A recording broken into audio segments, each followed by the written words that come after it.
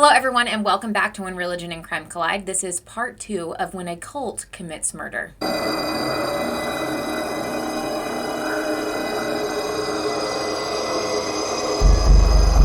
So if you have not watched part 1, you are going to be lost and you need all the nitty-gritty details and all of the backstory that is of WLCC, Word of Life Christian Church. So if you have not watched part 1, please go do that now before you come and watch part 2, because if not, you're going to be lost. Also, you're going to see me change outfits a few times. I said this back in part 1, but after I recorded this entire part 1, part 2, I recorded the whole thing in one setting. I was actually able to connect with Crystal Leonard. She is actually the sister of the victim of today's case. When I was able to connect with her, I got a lot more details of the case, and I got big updates of like those who have left prison, where they're at today, and I got some perspectives from Crystal and where she is at and how has life been on the outside of growing up in a cult. So I had to record those separately and then just put those pieces into the case where I could put them. A lot of it is going to come at the end of the case, so you're going to see more of my changed outfits here today at the end of today's video. So let's get into some trigger warnings before we jump into the rest of the case of Lucas Leonard. The trigger warnings are the same in this video as they were in part 1. There's going to be torture, there's going to be beating, physical, emotional, mental abuse of children and of adults. There's going to be mentions of SA and spiritual and religious abuse. If any of that is too much for you, please skip this video and I will see you in the next one. I would also like you guys to remember that family will most likely be watching this video. I'm pretty sure Crystal's going to watch it, and so they're going to be reading the comments. So please understand that and keep that in mind before you comment something that's very rude or judgmental. Please be kind in the comments, okay? Okay, so before we get into part 2, let's do a summary of part 1. If you haven't watched part 1, you really need to go do that, because this summary is not going to give you all the nitty-gritty information on this cult. And so this is literally just going to be a summary to refresh your memory. So we are talking about the Word of Life Christian Church that turned into a cult. This church was founded by a man named Jerry Irwin. He married a woman named Tracy Irwin. They are here pictured. After they got married is when Jerry decided to start his church, and together they had some children. They had some boys, Joseph Irwin and Daniel Irwin. And their oldest was a woman named Tiffany Irwin. Now, Tiffany is the one who takes over the church after her father dies. They did have a few other children, but they're not really brought up in the story very much. If you want to learn about them, you can watch part 1. Now, this church was kind of a home church type thing that jumped around until they finally settled in this old schoolhouse building in Chadwicks County, New York. Now, they named their church Word of Life Christian Church, and this is where they had their services. This is an old school building, but they decided to turn the third story into the living quarters for the Irwins. They spent a ton of the tithe money that was given by their members to do all of this kind of remodeling to turn this into their living quarters. It was considered what they call the parsonage for the pastor and his family. Now, Jerry was very controlling of his members. He would control what kind of jobs they had. He convinced them that he had this direct connection to God and that he was the one that God was giving these messages to, and that he could even see what these people were doing at their house and all the sins that they were committing even when he wasn't present, because God showed them. And the members believed this, and so they were very convinced that without Jerry, without this church, that they would not be able to go to heaven. So Jerry was very, very, very controlling. Now, one of the main families in this story is the Leonards. This is Bruce Leonard and Deborah Leonard. They got married and they ended up having some children, but before they got married, they actually had been married before, and so they are a blended family. Now, this is Sarah on the left. She was Debbie's child from a previous marriage, and this is Crystal on the right. She was Bruce's child from another marriage, okay? And then after they got married, they ended up having some of their own kids. This is Lucas and Christopher as children, and they did have a few others. They had a girl named Grace and a couple other children, but they're not, again, not brought up in this story very much. So let's get back to Jerry Irwin and kind of his downfall. So in 2012, Jerry Irwin was pretty sick. He had diabetes, and of course, he was not taking care of it. And he ended up like breaking his leg a few times, or his foot, because his feet were numb, because he was not taking care of his diabetes. And if you know anything about diabetes, you know that it affects literally every damn part of your body. Well, his health was so bad, he ended up having a stroke one day. But even after this stroke, they did not take him to the doctor, because Jerry's belief was that he did not like doctors. He didn't believe in doctors because he felt like doctors were trying to play God. So they didn't take him. And a stroke, if you don't know about strokes, they're pretty fucking serious. And they can be, minor strokes all the way up to pretty serious strokes. But even minor strokes, you need medical attention. So they just kept Jerry at home in this church and tried to take care of him. They even bought this thing. It's in the picture. It's called a hyperbaric chamber. They bought one of these for $30,000 damn dollars to try to help him heal. And of course, this wasn't helping. And they didn't even tell the congregants that Jerry had had this stroke. They didn't even tell them. It took them a few months before they finally filled in the congregation about Jerry Irwin having a stroke. And this was kind of like very hard for the members to wrap their head around because they were taught that if something bad happens, it's because you sinned. And so now all of the congregants are thinking, oh my gosh, we're rebellious. We are sinners. And that's why Jerry is now like sick and has a stroke and he, is dealing with all this medical stuff. So I think a lot of them actually took that on as their responsibility or as their fault. And that was really hard on a lot of them. Well, of course, Jerry's not healing very well. So they do end up getting convinced to take Jerry for some treatments by an actual licensed doctor in Illinois. So they drive up to Illinois and Jerry gets a few treatments and they're staying in a hotel room. But one morning they wake up and they find Jerry dead. Now, the story that Tracy tells the cops is that they just woke up and they found him dead and then they prayed over him to, bring him back to life and it didn't work. And so hours and hours later, they finally called the cops. But we find out years later that actually they had put Jerry in the hyperbaric chamber, allegedly. And then when they woke up, something had went wrong with the hyperbaric chamber and he died inside of it. But because he had had the stroke and he was dealing with all those medical stuff, I'm not even sure if they did a full autopsy on the dude. So yeah, they just ruled it a natural death and he was cremated and put in the ground or spread his ashes somewhere. I'm not really sure what they did with his body, but we will never know exactly how Jerry died, if it was because of his stroke or if the hyperbaric chamber killed him. Now, this hyperbaric chamber was purchased by the congregants' money. I think I said that earlier. If not, I'm saying it again. But yeah, so they used their congregants' money to buy this because they're selfish little twats. Okay.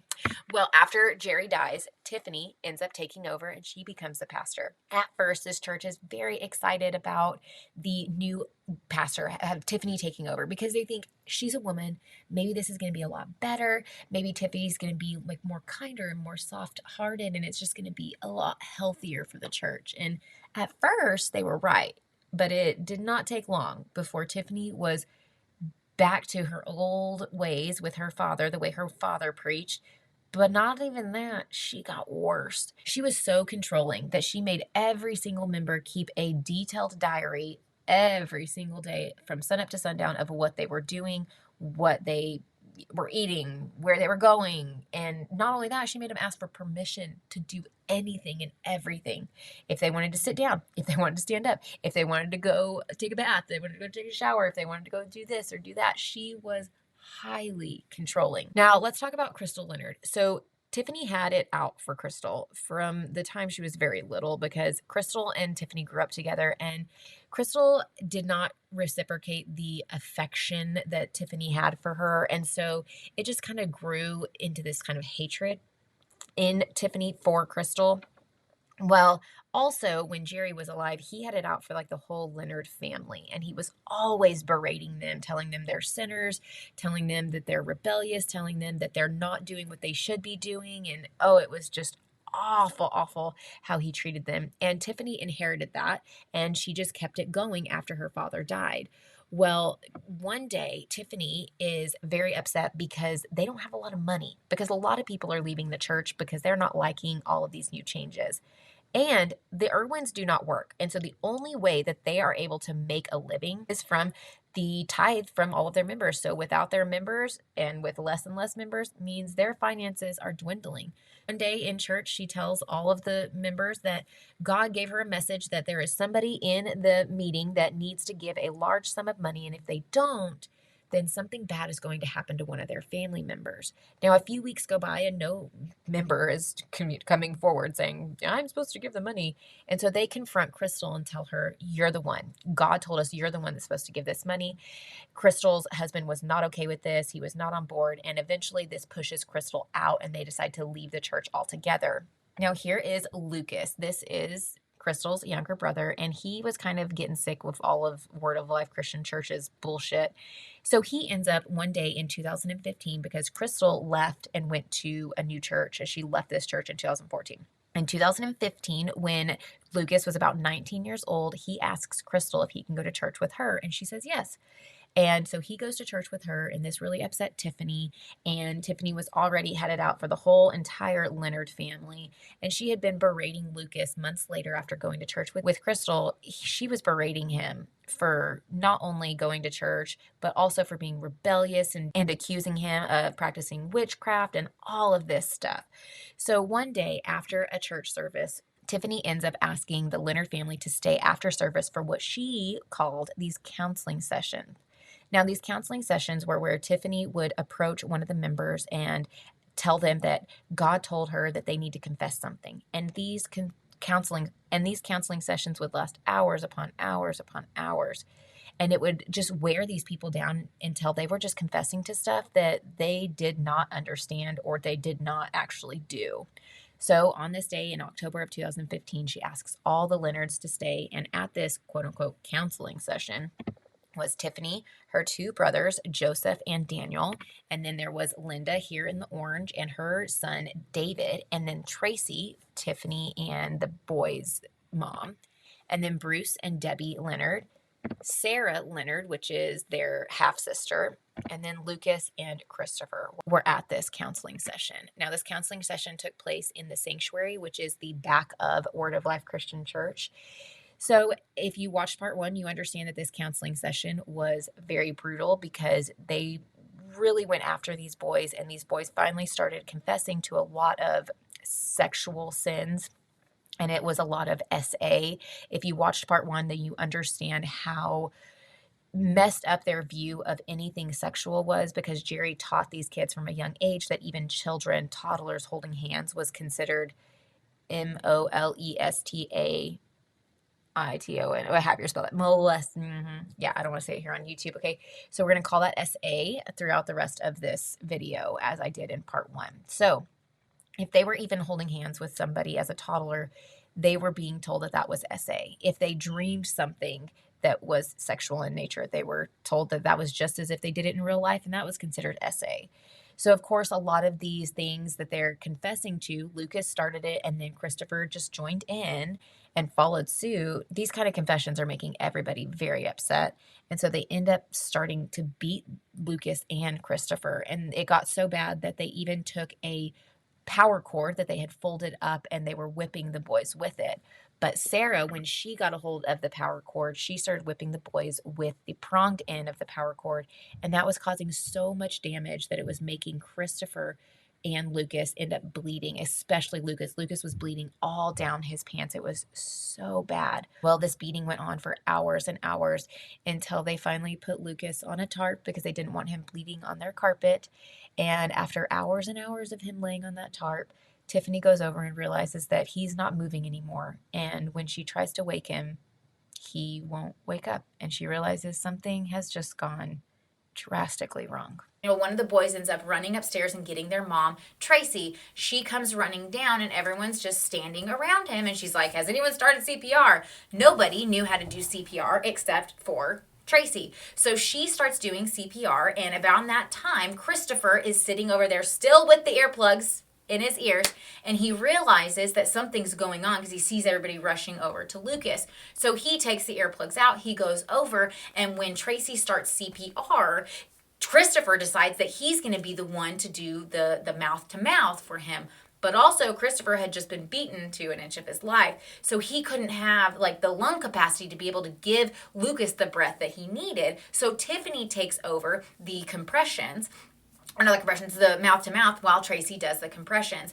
Now, Tracy is yelling, we have to take him to the hospital. We have to take him to the hospital. Now, it takes a couple minutes, or at least a handful of seconds, before Bruce finally is like, okay, let's take him. So they run outside, they grab the van, they throw the seat out of the van, unclick it, throw it out, throw out a bunch of trash, and get Lucas in, and Tracy and Tiffany continue with compressions, while all of them with Bruce and Debbie end up heading to the hospital. Now they arrive at the hospital, and at this time when they were leaving the church, Joe, Daniel, and Christopher jump into another car and are trying to go to the hospital as well. Now they pull into the hospital at 12:22 p.m. and Bruce and Debbie rush into the hospital and end up yelling and screaming for help. So the nurses rush out and they end up getting Lucas out of the van and end up putting him on the cement.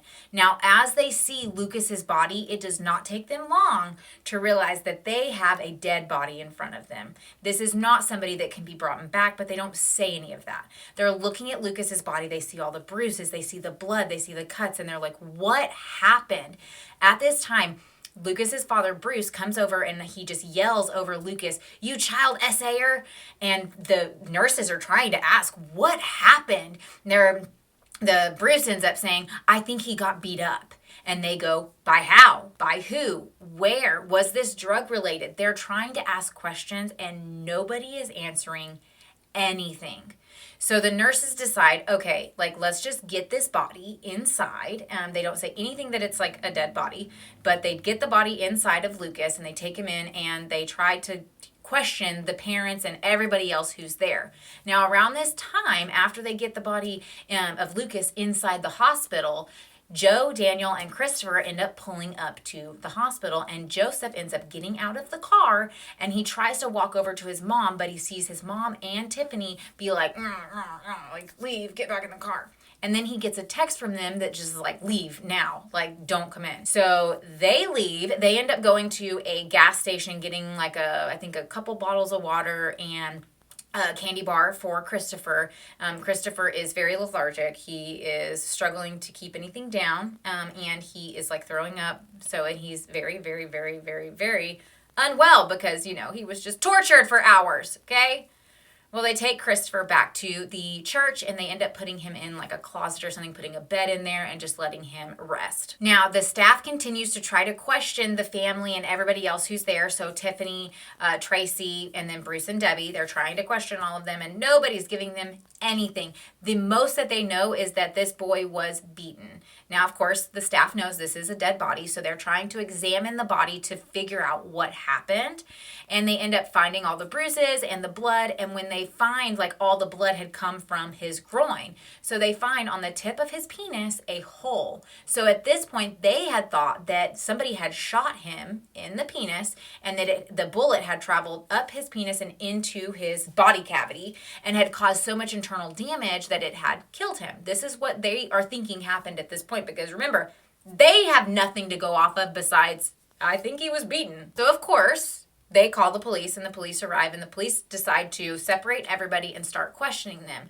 Now, the police aren't getting far except they're finding out like, he art a child. He's a child essayer. And then Tracy's saying, I was the only one that knew CPR. I mean, they're getting like little bits of information that do not make any sense. Like if you had a sundae in front of you, they're getting sprinkles and missing the entire picture. Now, when the police are talking to Bruce and Debbie, they end up claiming that they had gotten a call to come pick up Lucas because he had been beaten, because they had claimed that Lucas was a child essayer and they needed to come pick him up at Oneida Street, okay? So since they know that it's the Leonard family, the police decide to go and investigate the family home and go look in it. Well, they don't find anything at the family home, but when they're there, the neighbors start to realize like, oh shit, something's going on. And the police are arriving and the Leonards are still not home from the church, service the night before. And so they're like, we should go over, because I know they have animals, so we should go over and try to take care of the animals. So the neighbors go into the Leonard's home and boy, oh boy, did they find a hot fucking mess. It was trashed. They said the smell was awful. There was cat pee, dog pee, absolutely everywhere. There was trash everywhere. There was only one mattress in the entire house, and it was in the parents' bedroom. There was dishes piled up everywhere. It was absolutely disgusting. And for the animals, this is what they found when it came to animals. Inside the house, they found one dog tied up. Two dogs were in moldy cages, like with feces and mold and trash, and they're in these cages. They found one dog just running around the house, and they found 8 birds and a couple cats. I can't imagine what that smelled like. I really can't. So the neighbors, because they were very worried about these animals, of course, they decided to call animal control. So they got the animals some food, and then they left the house. They called animal control. Animal control came and saved the animals. Thank God, because wow. Now, through many interviews over the next handful of weeks, the police end up finding out from some of the homeschool co-op families that a couple years prior, when the boys and the Leonard family were a part of the homeschool co-op that they would actually have a class for Grace at the Leonard home that other kids would attend and do with Debbie and Grace. And their house was not in shambles then, and this was prior to Sarah moving in. So it seems like when Sarah moved in, it was not good after that. That kind of seems like that was the downfall for the Leonard family. Now back at the station, Tiffany is, of course, refusing to answer any questions, and she is encouraging Bruce and Debbie to hire an attorney because, that doesn't yell guilty. I'm just kidding. Actually, hiring an attorney is very, very smart. You should do it even if you're not guilty of anything because, yeah. Anyways, moving on. Now, as they are still interrogating, they just because they're not getting information does not mean they're stopping. They're just continuing and hoping that something will slip. Well, it does. Debbie ends up slipping that not only was he supposed to be picked up at Oneida Street, but he was supposed to be picked up at the church. So now with this information, the police are able to get a search warrant for the church. But when they were searching Bruce and Debbie's pockets and stuff, they found a bullet casing, or maybe an entire bullet, I can't remember which one, in Bruce's pocket. And so they were like, oh shit, maybe these people got guns in the church. So they wanted to try to avoid another Waco situation. So they decided to get together the SWAT team before they actually initiated the search on the church. During the interrogations, Bruce was informed that his son, Lucas, was dead. Bruce did end up breaking down and he was crying, but when the police officer asked him, do you think your son got what he deserved? Bruce actually said yes, and even said that he had hoped Lucas had asked for forgiveness before he died. Now, throughout these interrogations, they also find out, I think from Tracy, that Joseph, her son, was also present. So they asked Tracy to text Joe and ask him to come on over, and they want to just question him, see what he has to say. So Joseph ends up coming in and he starts being interrogated by the police as well. Now, as soon as Joe comes in to be interrogated, he instantly starts saying, I wasn't there the whole time. I just came in and out a few times. I wasn't there and I don't know how that killed him. And he goes on to blame Bruce and Debbie for the whole thing. And he's like, I wasn't present. I don't know what happened.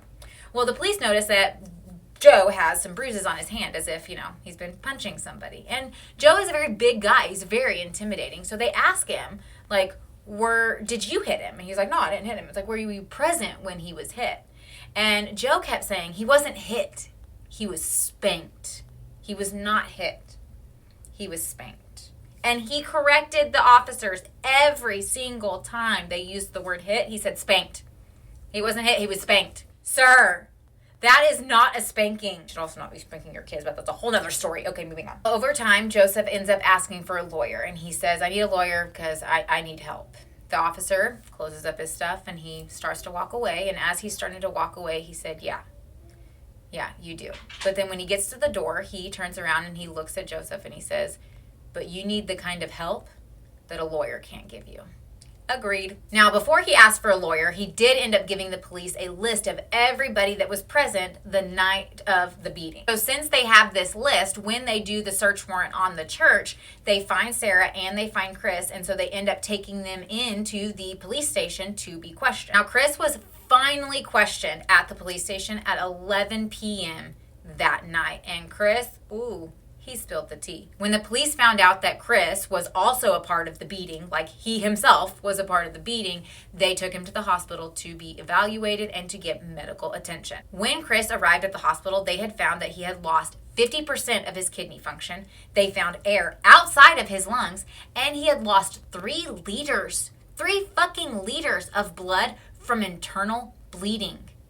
That is how severe this fucking beating was. He had to not just stay in the hospital, but he had to stay in the fucking ICU for an entire week in order to recuperate. Doctors said that if he did not get medical attention, that he would have been dead in 5 to 10 days. This was not survivable without immediate medical attention. The first search warrant they had gotten for the church, I think, was just for like the people and maybe a few items that were like in plain sight that they could see, but it wasn't like an extensive search warrant. But when they got Chris's statement of everything that happened, they were able to obtain a more detailed search warrant, and they were able to go back and get all like electronics and recordings and way more at the church. And they were able to do a bigger and better search of the church, and boy, did they discover a lot. So when they did this second search of the church, they decided to remove everybody from the church, and they took them outside. Well, while they were there, they searched everybody down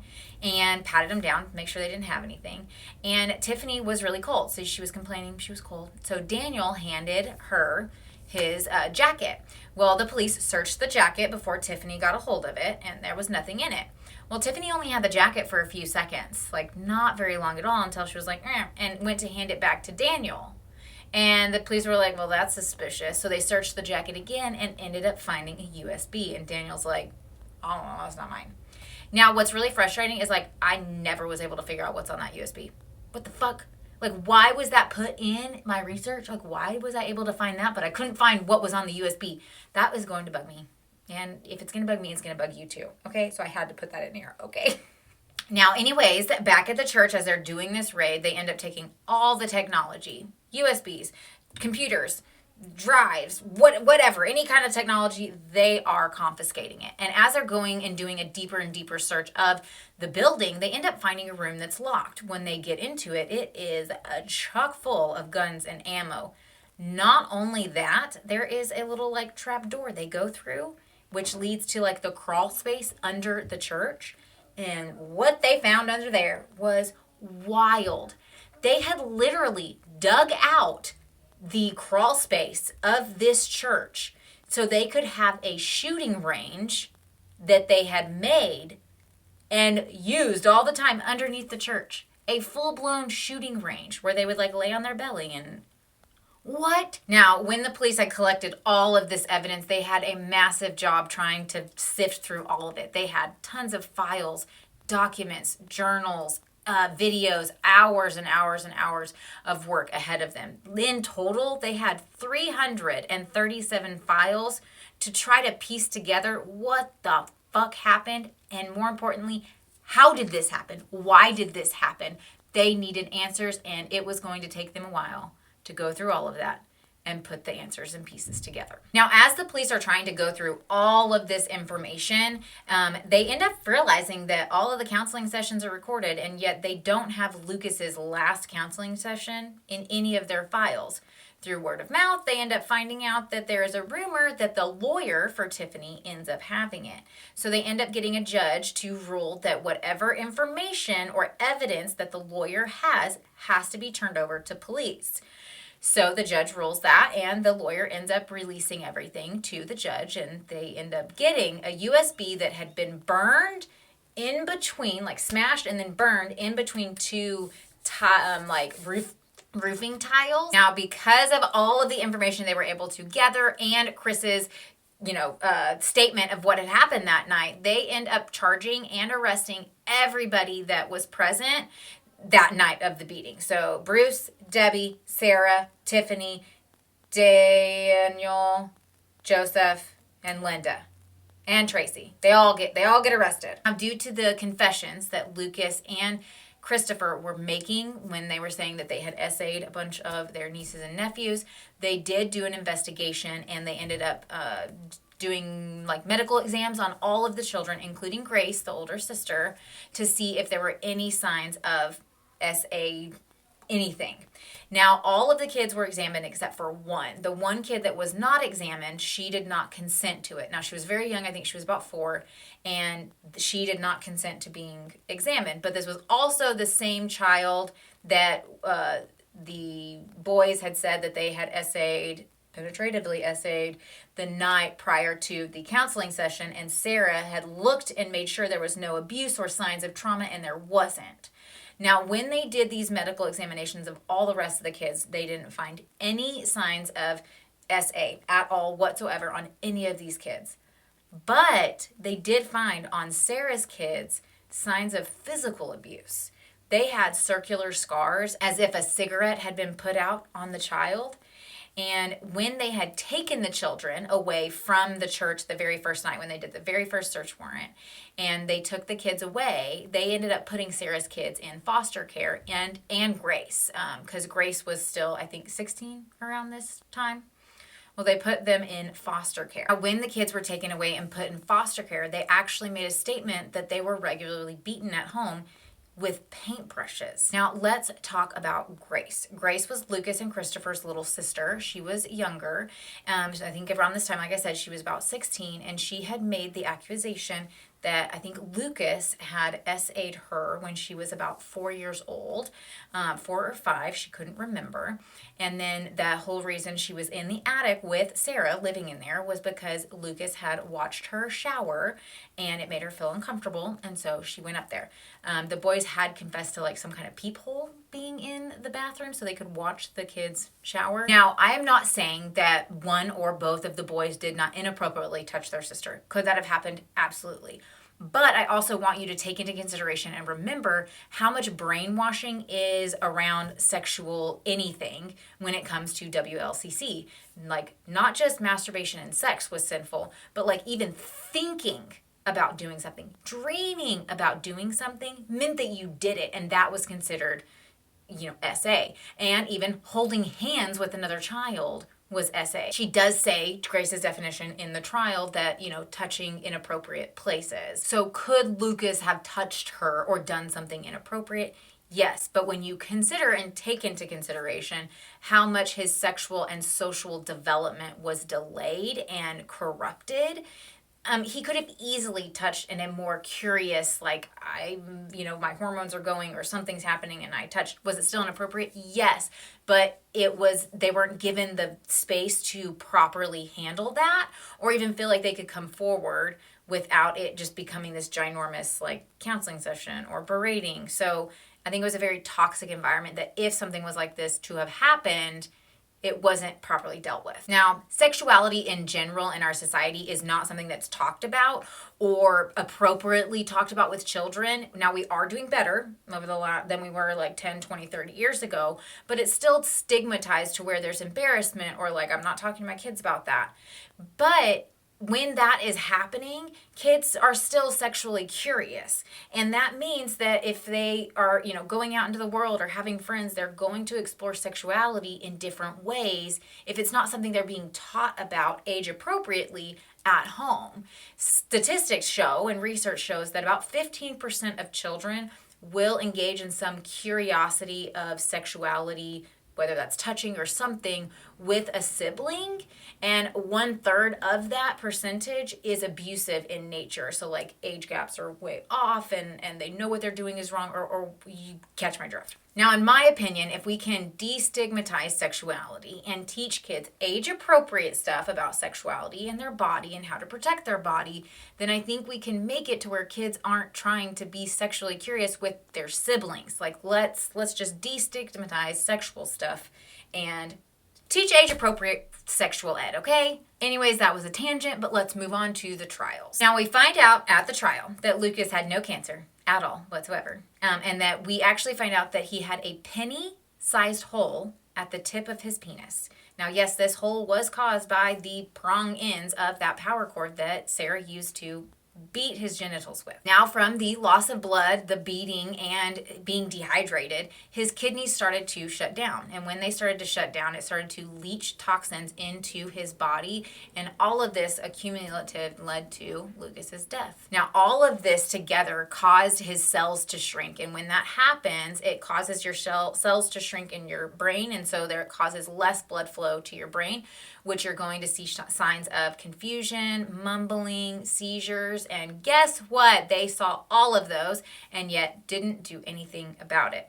Doctors did say that if he would have had medical intervention earlier on in the night, he would have survived. Now, in the trials, Christopher testifies and says that everything that they were confessing to was a lie. They were only confessing that to get the beatings to stop and get the counseling session to stop so they could just go home. Now, the first trial to happen was Bruce and Sarah. They were actually tried together. Now, Bruce pled guilty, but Sarah decided to waive her right to a jury, and so she was only having a trial with the judge. So the judge was deciding her fate. Now, after days of Sarah being interrogated and questioned by the prosecution, the judge came down hard on her. At only 34 years old, she was found guilty of first-degree murder, 2 counts of first-degree assault, and 2 counts of first-degree gang assault. She was sentenced to 25 years in state prison. If she serves her full sentence, she won't be released till around 2041. And when I connected with Crystal, I found out that after Sarah's sentencing, she was led out of the courtroom. And when she was led out of the courtroom, she made direct eye contact with Crystal and all of the family members that were sitting right there beside her. And the stare that she gave them was very just like kind of blaming in a sense, like just a dog-eyed, just daggered kind of stare that she gave these family members.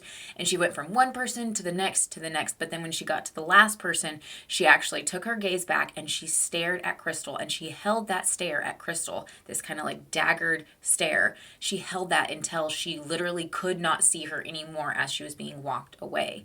Now, Crystal has always interpreted that stare from Sarah as a blaming, like she blamed Crystal for all of this happening. Now, I want to know what you think this stare meant. Do you think that this stare from Sarah to Crystal was one of blame? Or do you think that Sarah was upset with Crystal for not kind of standing up on her behalf and speaking for her during the trial?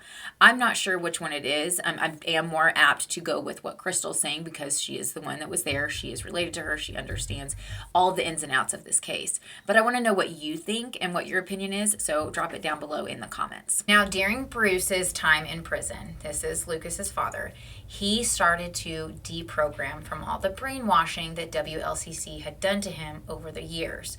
Many people had visited him in prison and had been helping him kind of see the light and wake up to it. Now, there was one man who came to him more and more consistently and really helped him see how controlling Tiffany was, how this was a cult, how this was brainwashing, and he was able to see how wrong what they did was and understand why the boys had confessed to things that weren't true. And he was absolutely heartbroken and realized how much this was wrong, and he had genuine remorse. Now, since Bruce had pled guilty, there was no trial, so there was just a sentencing trial where the judge decided how long he was going to be in prison. Many people had really believed that Bruce had genuinely, changed and had some remorse, a lot of remorse, and so they wrote letters to the judge to take into consideration or plead for the judge to take into consideration how much Bruce had changed and how remorseful he was. Bruce did speak at the trial and, said, yes, I'm very remorseful.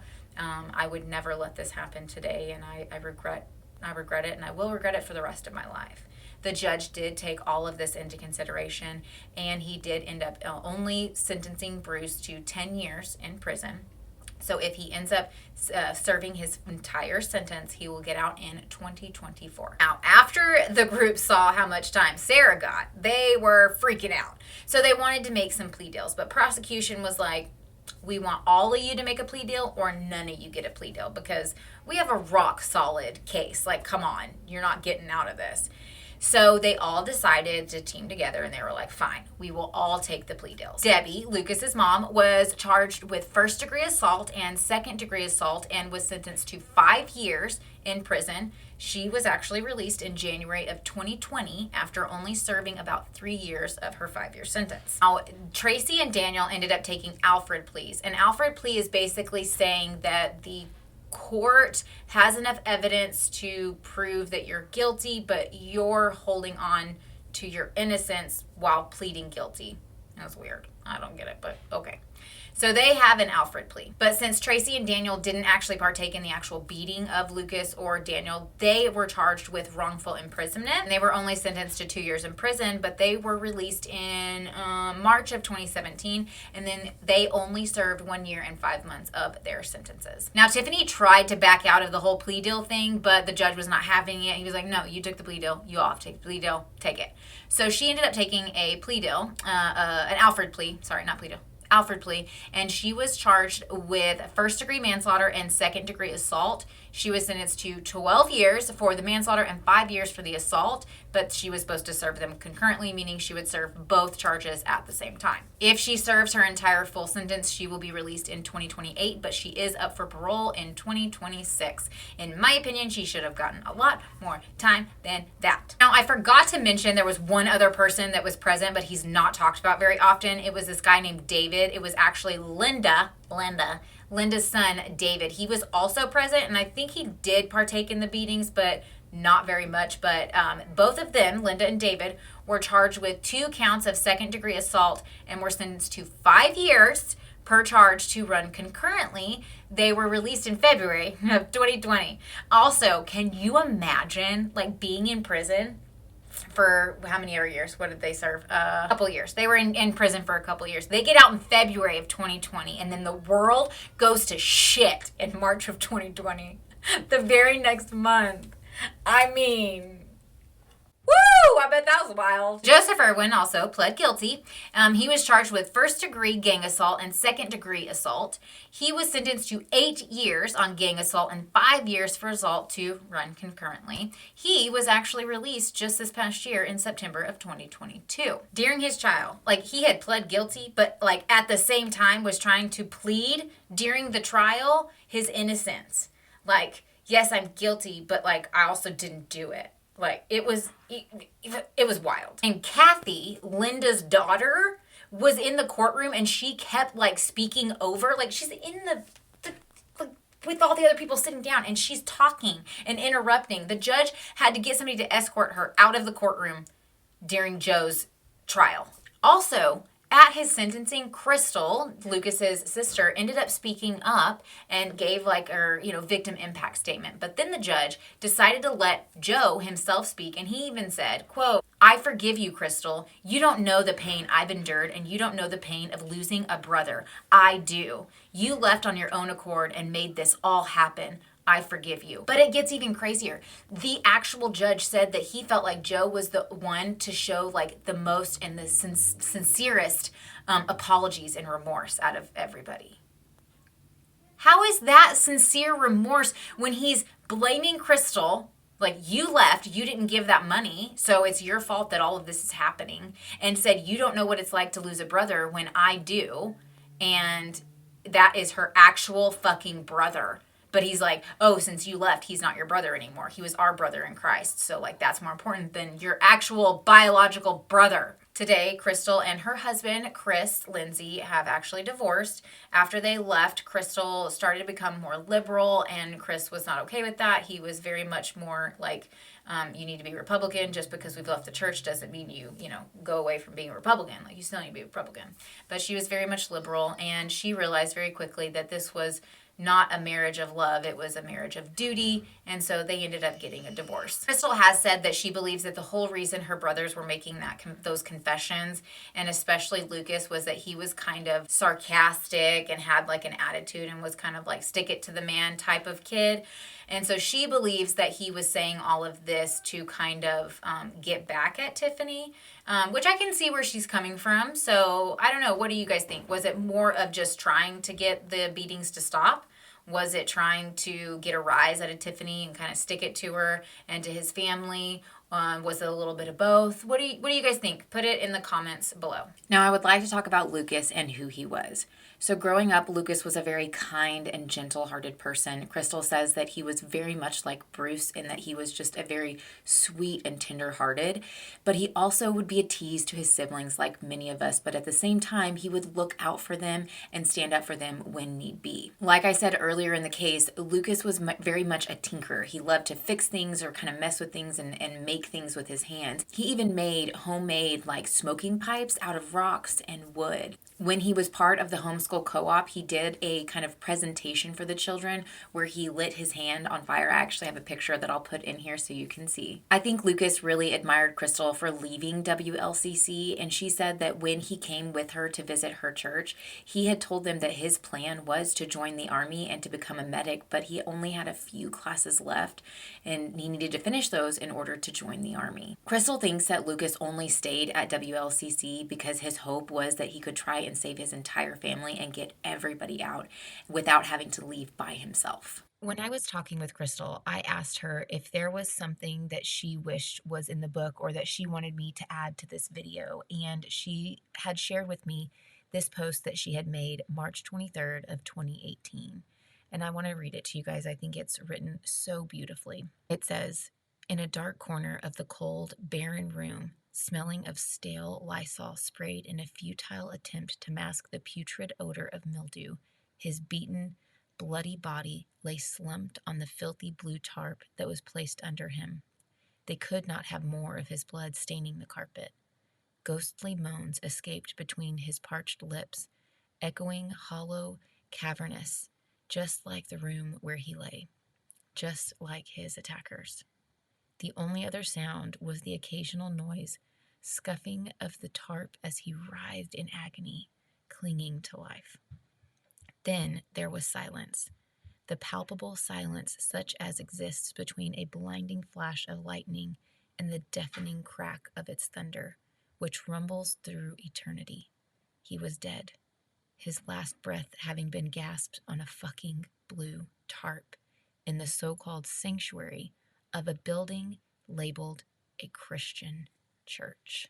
Now, after Lucas's death, he was cremated and Crystal currently has his ashes. There was also a GoFundMe done, and the city and all of the family and community had pitched in, and they raised about $1,600. That money was then used to purchase a memorial bench for Lucas that was put in the city. She had gotten city approval to put it in, and the city ended up donating their time and resources and poured a cement pad for the bench to be put on. The bench reads Lucas's name with his dates of birth and death, and a quote, "I know but one freedom, and this is the freedom of the mind." That quote is by Antoine de Saint-Exupéry. It's a French name, and I'm butchering it, but I know it's Antoine, not Antonio. I would also like to get into an update on a lot of the people that were involved in this case. First, I'm going to start with Crystal. Crystal is actually remarried now, and she is married to a woman named Helen. Yes, the Helen from the case that I talked about earlier. So Helen was the one that was forced by Jerry Irwin to help orchestrate the divorce of that man, and then she was told to marry him.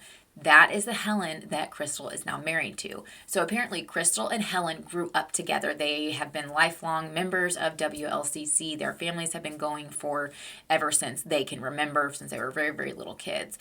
Helen and Crystal were best friends for years and years and years, but as they got older, they were forced to not be friends anymore.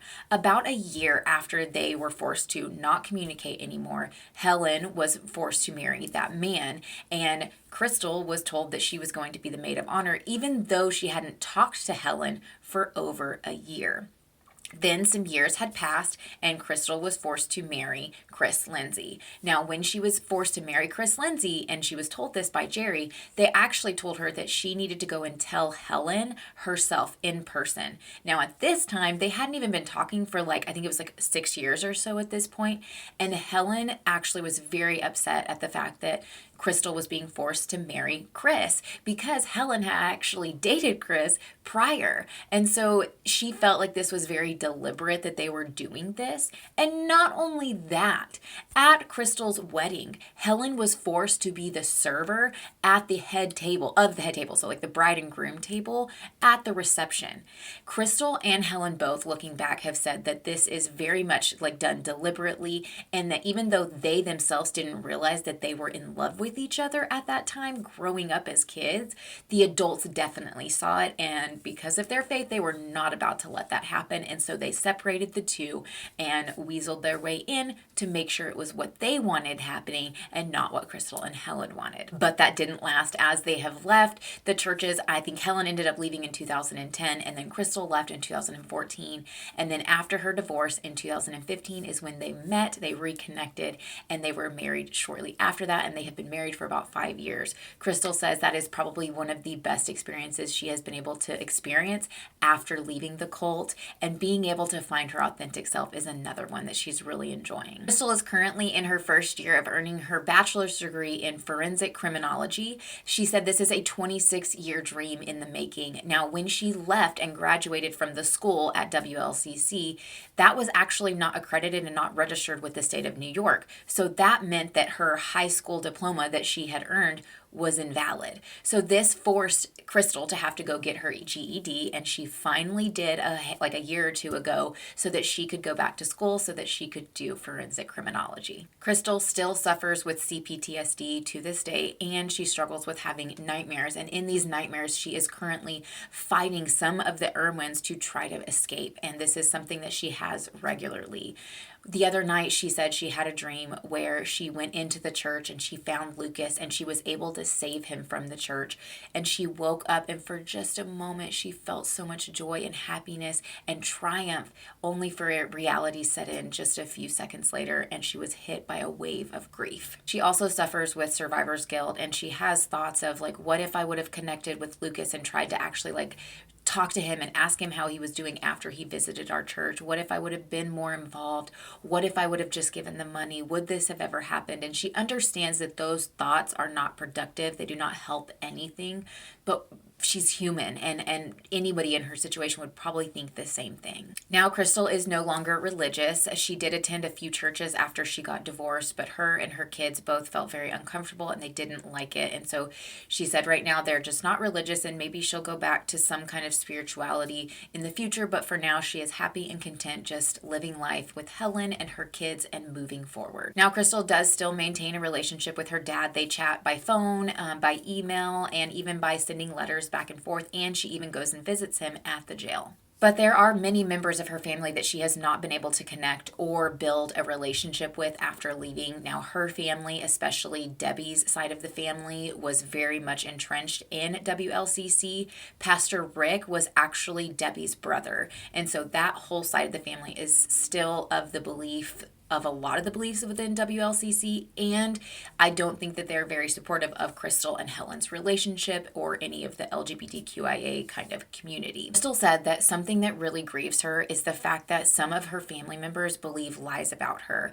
Now, this can be a lot of her extended family, but also even like Sarah's children. She knows they're growing up believing lies about Crystal, and that's most likely, in my opinion, probably from the brainwashing, and that the only way that they're going to be able to see that those are lies is if they are able to deprogram and come out of it, and she can't do anything about it. She can't change it. All she can do is wait, hope for the best, and live her life the best that she can moving forward. Now, many members of the family on Debbie's side and Debbie herself have actually said that they believe that Crystal had conspired with the DA and with Susan Ashland, the author of Without a Prayer, to kind of like, I guess, come up against them and get them sentenced more and kind of have harsher punishments for them or something. They basically believe that Crystal conspired against them. And they believe that Crystal was paid very heavily for her contributions, especially for the book that Susan Ashland wrote.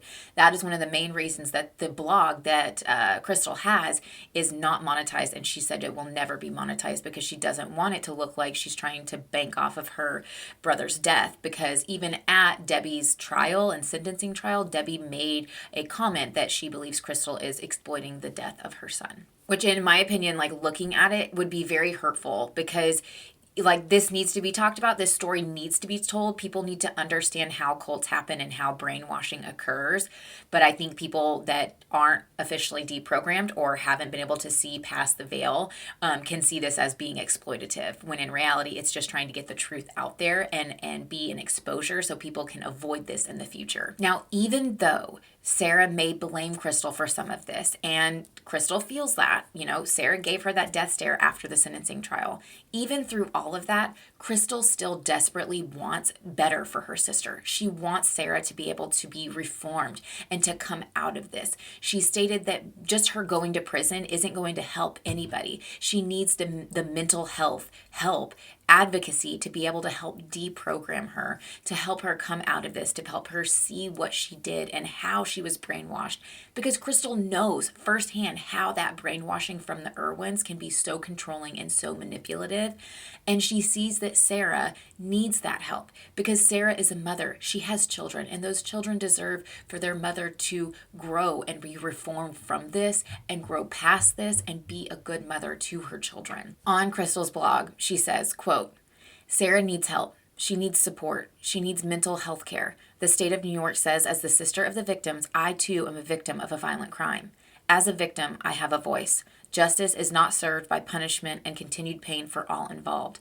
Justice is correction, redemption, and remediation." Now, Crystal has been unable to reconnect with Christopher after the tragic events of today's case. She did attend his high school graduation, I think a year or two after this case, maybe it was 2 years, and she was hoping that they would be able to reconnect and build a relationship after that, but it didn't happen.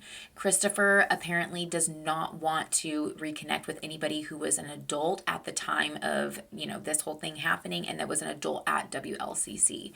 Now, Crystal absolutely respects Christopher's decision on this, and she understands where it's coming from, and she respects that. So all we can do is hope that Christopher is leading a happy life and that he has found some healing and that he is trying to move forward and doing better after this case. And, hopefully he's been able to deprogram some and just live a better life. So when Debbie was released from prison, she was put in subsidized housing. From what I have been told, she does still speak to Bruce from time to time, but she has never visited him physically, like at the prison.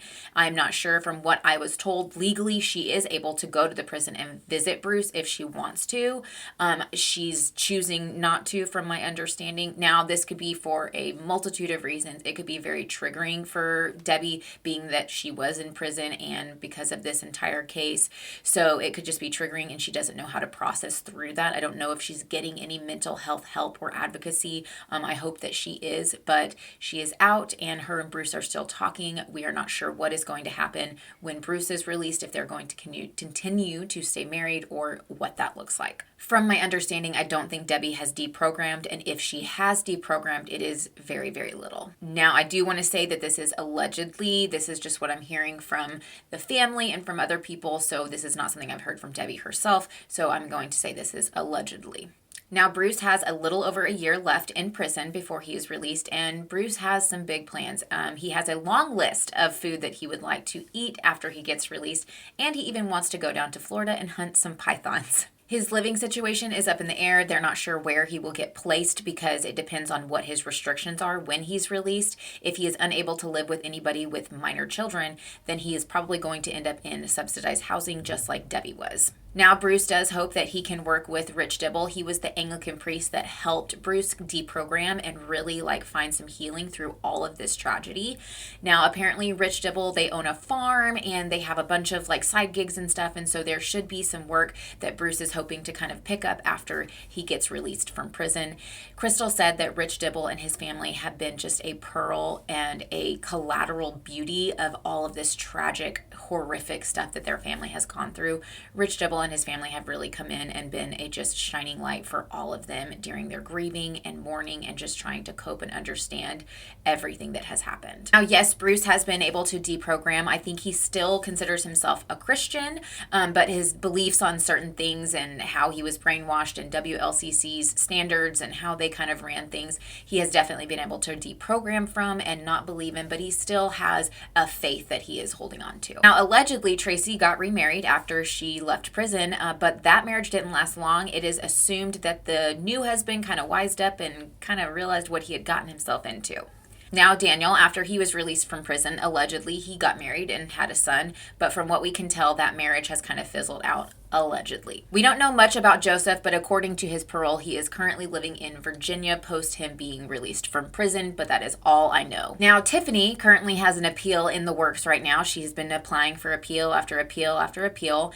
It's keeps getting stalled for some reason, maybe COVID, I'm not sure, but the family does not see that going anywhere. But the side effect of that is that Lucas's belongings are still being held up and not being released to Crystal while these appeals are in the process. So thanks, Tiffany. Now, Crystal brought a wrongful death suit against WLCC, so that would fall to Tracy, Jerry's wife. And because of this lawsuit, the settlement was that Tracy had to sell the building, and whatever the proceeds were from selling the building was given to Lucas's estate. Lucas's estate then divided that money up and gave it to Lucas's heirs, like all his family members. I'm not sure who all got some money, but they all got a little bit. So in 2019, the building was sold, and they sold it for $125,000, but after attorney fees and court fees and all of that stuff, all of Lucas's heirs got somewhere around the like $1,800 mark. Now, the new owner of the building did have some big plans to turn it into like a drug rehab facility, or like an addiction rehab facility type thing, but for some reason that has changed. So they bought the building in 2019, and then from my research, the building was actually listed for sale in December of 2020, going into like January of 2021. Now, when I was able to look and find the building for sale online, it took me some digging because it's not listed on Zillow. Like, you can't even pull this address up on Zillow. As of March of 2023, it says sale pending. But Crystal did do an interview with some kind of like documentary or TV show, and she said from word of mouth, like from the grapevine, that sale has fallen through. So either that sale fell through and then there's another sale pending, or it just hasn't been updated. I'm not really sure, but apparently it's been on the market for a very, very long time. Now, one of the reasons that it could have been on the market for a while is apparently behind the church is some kind of like river. And over the years, that river has been like eroding the embankment, whatever you want to call that. And it's been creeping up closer and closer to the building.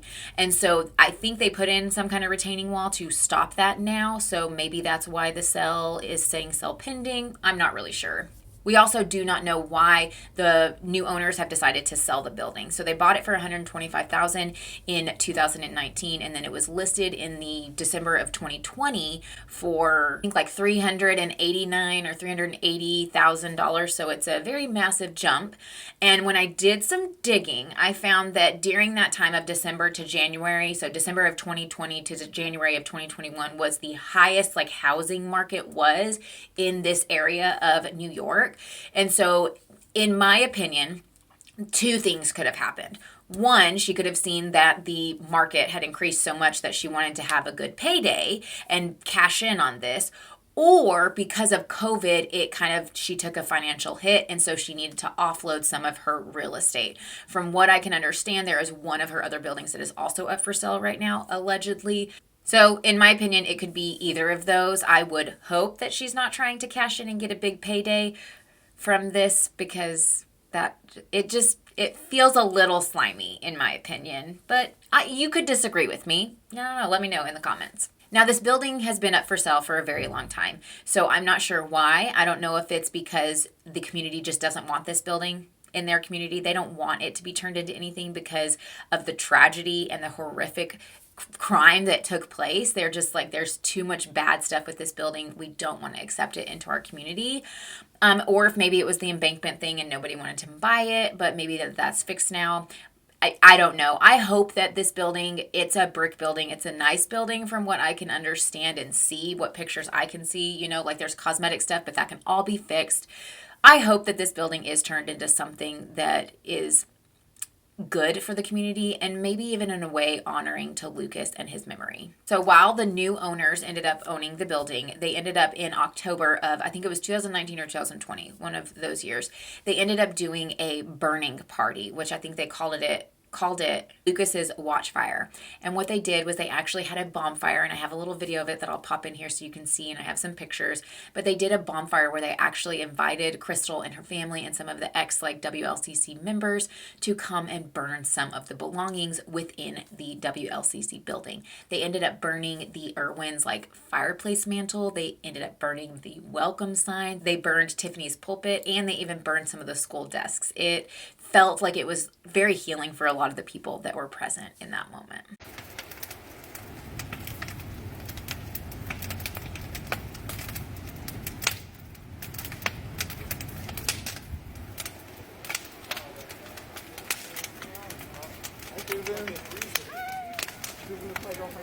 That is the tragic story of how Word of Life Christian Church turned into a cult and committed murder. I felt like Lucas's story deserved to be told in its entirety and in not just a 20-minute summed up video. I wanted you to have all the details to better understand cults, for one, and how people can get brainwashed and sucked into these things. Now, also, all of these people in this case are going to get out of prison one day and they're going to be reintegrated back into society. And if they have not properly deprogrammed like Bruce, then that is going to be a problem in whatever community they find themselves landing in. I believe that Lucas's story deserves to be told in its entirety, and you get a full picture of how this church turned into a cult and how Lucas brutally lost his life.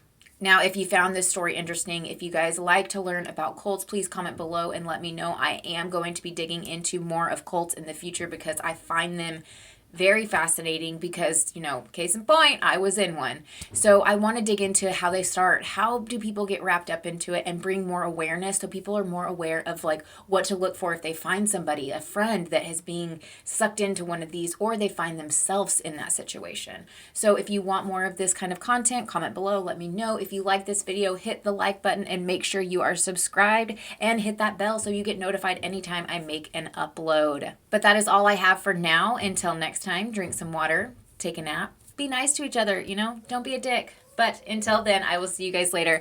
Bye!